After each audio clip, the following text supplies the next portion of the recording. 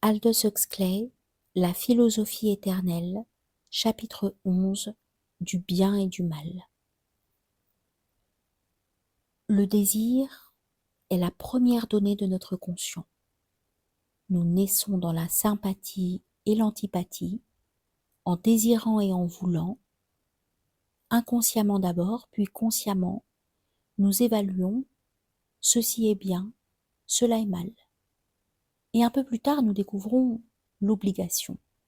Ceci étant bien doit être fait. Cela étant mal ne doit pas être fait.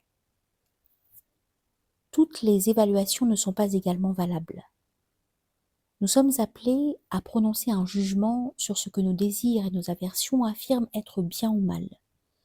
Très souvent, nous découvrons que le verdict d'un tribunal supérieur est en désaccord avec la décision atteinte si rapidement et d'un cœur si léger par le tribunal de première instance. À la lumière de ce que nous connaissons sur nous-mêmes, sur nos semblables et sur le monde en général, nous découvrons que ce qui semblait bien au premier abord peut en fin de compte, ou dans un contexte plus vaste, être mal, et que ce qui au premier abord semblait mal peut être un bien que nous nous sentons dans l'obligation d'accomplir. Quand nous disons qu'un homme est doué d'une profonde perspicacité morale, nous entendons par là que son jugement touchant ce qui constitue les titres aux valeurs est juste, que ses connaissances lui permettent de dire ce qui est bien à longue échéance et dans le contexte le plus large. Quand nous disons qu'un homme a un puissant caractère moral, nous voulons dire qu'il est prêt à agir conformément aux constatations de sa perspicacité, même si ces constatations sont désagréablement ou même douloureusement en désaccord avec ses estimations spontanées. Dans la pratique effective, la perspicacité morale n'est jamais une affaire strictement personnelle. Le juge administre un système de lois et se laisse guider par les précédents. En d'autres termes, chaque individu est membre d'une communauté qui possède un code moral fondé sur les constatations de ce qui en fait est bien, à plus longue échéance et dans un contexte plus étendu. Dans la plupart des cas, la majeure partie des membres de n'importe quelle société donnée se laisse guider par le code de morale généralement accepté. Quelques-uns rejettent le code, soit en totalité, soit en partie, et quelques-uns préfèrent vivre conformément à un autre code plus élevé et plus exigeant. Dans la phraséologie chrétienne, il y a les quelques-uns qui persistent obstinément à vivre en état de péché mortel et de dérèglement antisocial. Il y a les nombreux qui obéissent aux lois, prennent pour guide les préceptes de morale, se repentent des péchés mortels quand ils les commettent, mais ne font pas beaucoup d'efforts pour éviter les péchés véniels. Et enfin, il y a les quelques-uns dont la rectitude de conduite dépasse la rectitude des scribes et des pharisiens, qui sont guidés par les conseils de la perfection et ont assez de perspicacité pour percevoir et assez de caractère pour éviter les péchés véniels et même les imperfections. Les philosophes et les théologiens ont cherché à établir un fondement théorique pour les codes moraux existants, à l'aide desquels les hommes et les femmes individuels jugent leurs évaluations spontanées. De Moïse à Bentham, des philosophies chrétiennes et bouddhistes de l'amour universel jusqu'aux doctrines démentes du nationalisme et de la supériorité raciale, la liste est longue et l'écart de pensée immensément large. Mais heureusement, point n'est besoin de considérer ces diverses théories. Nous n'avons à nous préoccuper que de la philosophia perennis et du système de principes éthiques dont se sont servis ceux qui croient à cette philosophie, quand ils ont jugé leurs propres évaluations et celles d'autrui.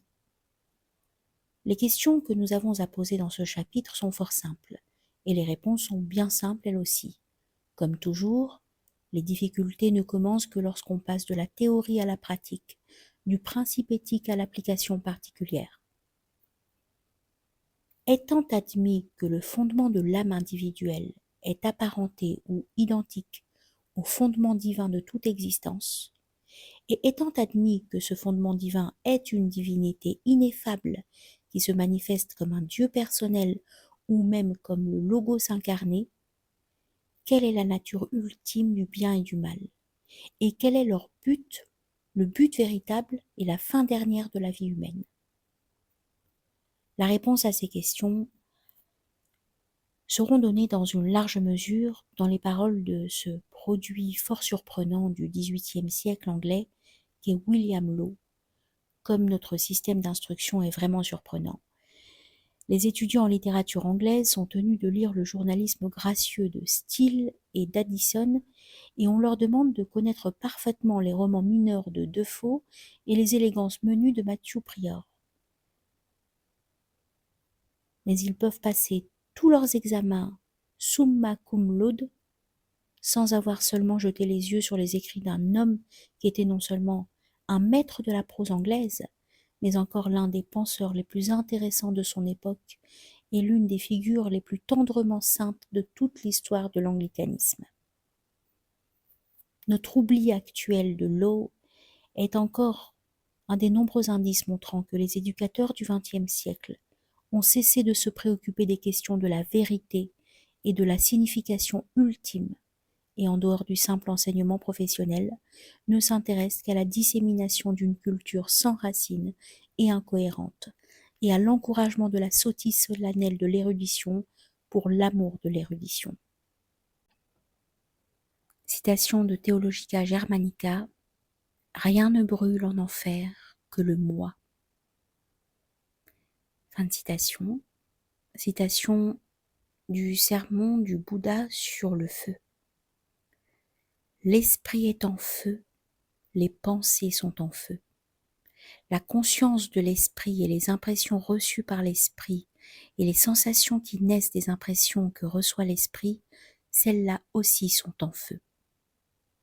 Et de quoi sont-elles en feu?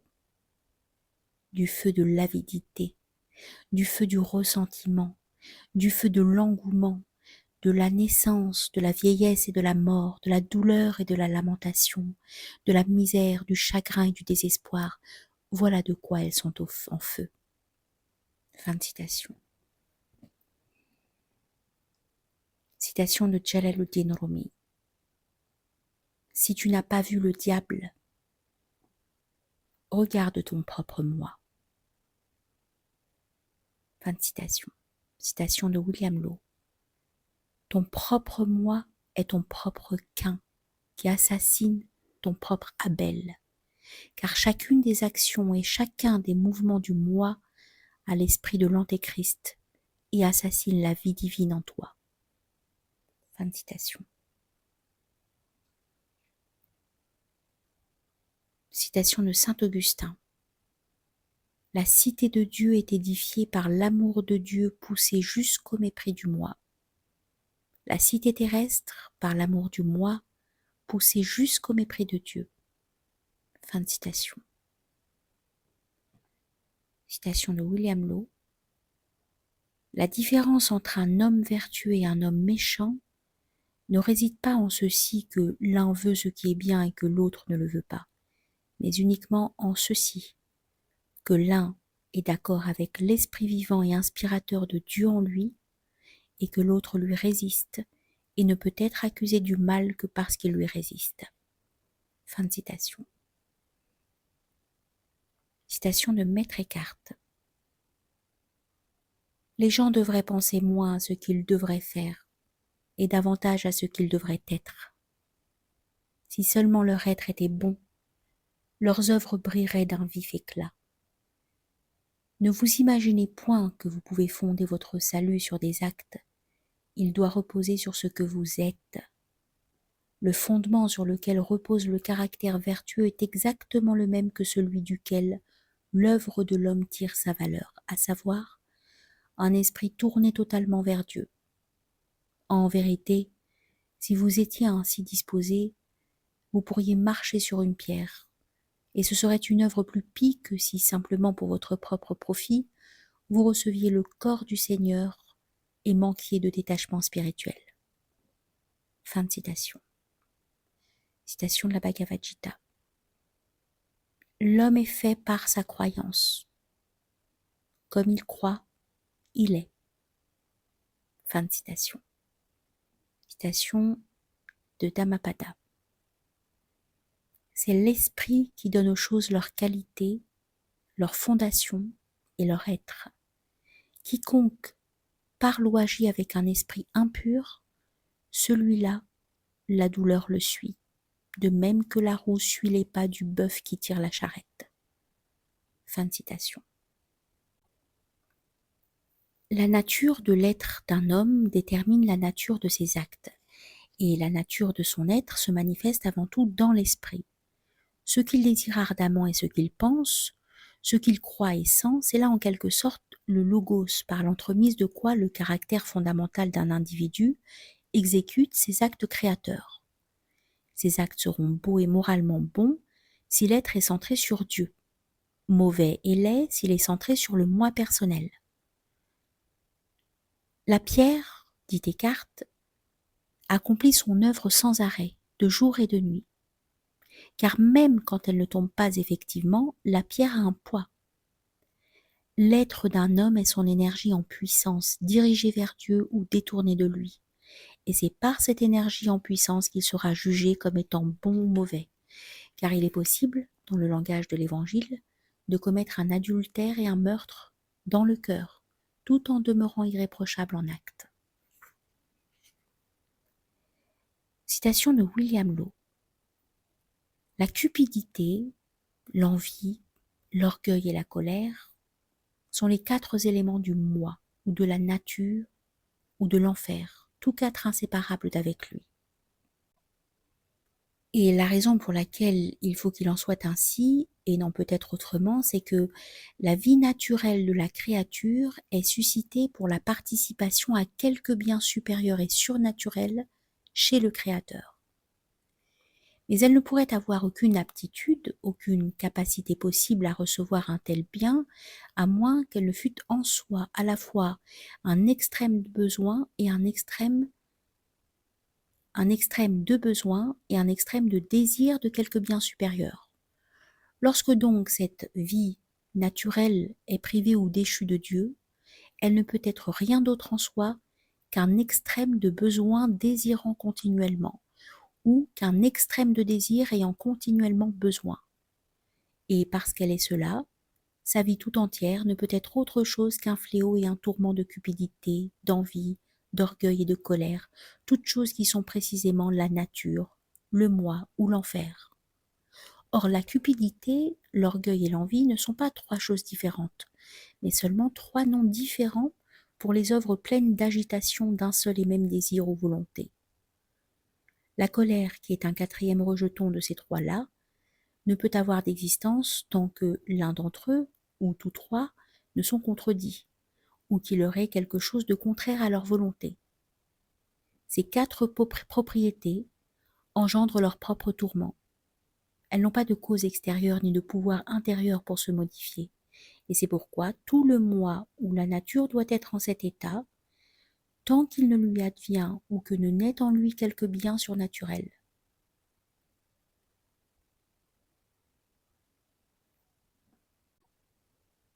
Pendant que l'homme en effet vit parmi les vanités du temps, sa cupidité, son envie, son orgueil et sa colère peuvent être dans un état tolérable, peuvent le maintenir dans un mélange de paix et de malheur. Ils peuvent avoir à certains moments leur satisfaction aussi bien que leur tourment.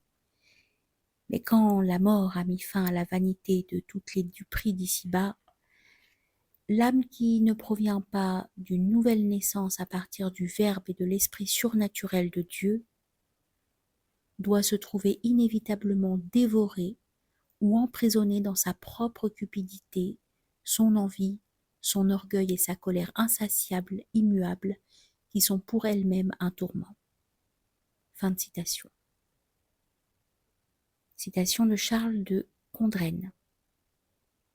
Il est vrai que vous n'avez pas exprimé de façon satisfaisante vos péchés, mais le fait est qu'ici-bas, il est impossible de les représenter dans toute leur hideur. Mais nous les reconnaîtrons jamais tels qu'ils sont réellement, tant que nous ne les verrons pas à la pure lumière de Dieu. Dieu vous donne une impression de la difformité du péché, par laquelle il vous fait sentir qu'il est incomparablement plus considérable qu'il n'apparaît à votre entendement, ou qu'il ne peut être exprimé par vos paroles. Il faut donc concevoir vos péchés comme la foi les présente à votre esprit. En d'autres termes, comme ils sont en soi. Mais il faut vous contenter de les décrire au moyen des paroles que votre bouche peut former. Fin de citation. Citation de l'imitation de la vie pauvre de Jésus. Lucifer, lorsqu'il était dans sa noblesse naturelle, telle que Dieu l'avait créée, était une créature pure et noble. Mais lorsqu'il se consacra à lui-même, quand il se posséda lui-même, ainsi que sa noblesse naturelle comme une possession, il chut et devint, au lieu d'un ange, un démon. Il en est de même de l'homme. S'il demeure en lui-même et s'il s'empare de sa noblesse naturelle comme d'une possession, il choit et devient au lieu d'un homme un démon. Fin de citation. Citation de William Law. Si un fruit délicieux et parfumé avait le pouvoir de se séparer de l'esprit riche, du goût délicat, de l'odeur et de la couleur agréable qu'il reçoit par la vertu de l'air et de l'esprit du soleil, ou s'il pouvait au début de sa croissance se détourner du soleil et n'en point recevoir de vertu, il serait là, tel qu'il est à sa prime naissance, plein de colère, d'aigreur, d'amertume, d'astringence, exactement comme le sont les démons qui sont retournés à leurs propres racines sombres et ont rejeté la lumière et l'esprit de Dieu. De sorte que la nature infernale d'un démon n'est rien que ses propres formes de vie primitive enlevées ou séparées de la lumière et de l'amour céleste.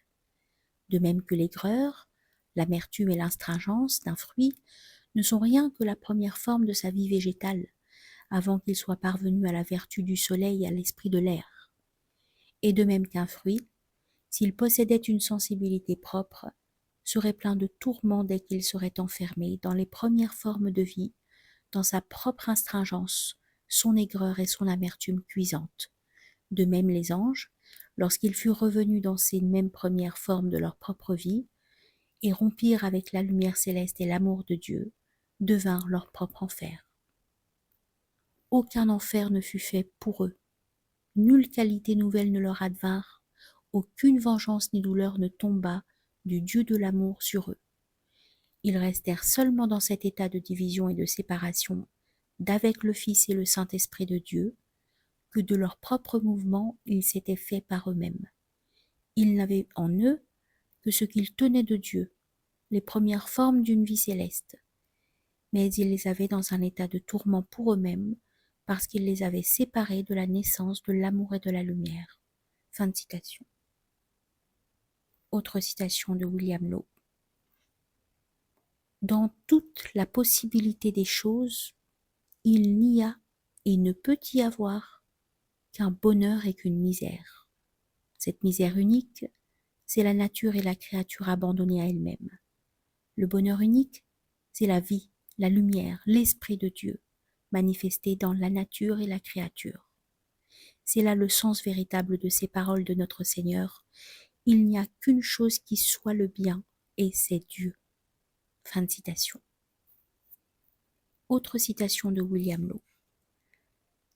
Les hommes ne sont pas en enfer parce que Dieu est en courroux contre eux. Ils sont dans la colère et dans les ténèbres parce qu'ils ont fait à la lumière qui ruisselle sans fin de Dieu ce que fait à la lumière du soleil l'homme qui crève ses propres yeux. Fin de citation. Autre citation de William Law.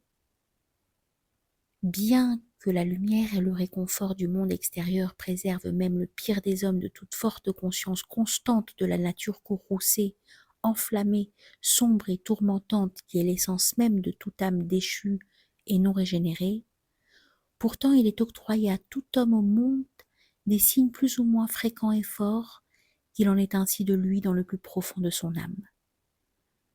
À combien d'inventions d'aucuns sont forcés d'avoir recours afin d'éloigner une certaine inquiétude intérieure, dont ils ont peur et ne savent d'où elle provient. Hélas, c'est qu'il y a en eux un esprit déchu, un feu sombre et douloureux, qui n'a jamais connu son propre soulagement, et essaye de se découvrir, et crie au secours lors de chaque cessation de joie séculière. » Fin de citation. Dans la tradition hébraïco-chrétienne, la chute est postérieure à la création et est due exclusivement à l'emploi égocentrique du libre arbitre, qui aurait dû rester centré sur le fondement divin et non sur le moi séparé. Le mythe de la Genèse incorpore une vérité psychologique fort importante, mais ne parvient pas à être un symbole entièrement satisfaisant, parce qu'il omet de mentionner, et encore bien moins d'expliquer, le fait du mal et de la souffrance dans le monde non humain.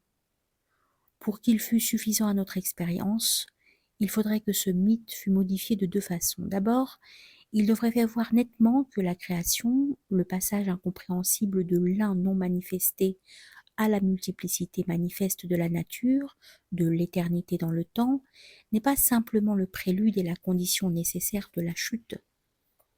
Dans une certaine mesure, elle est la chute.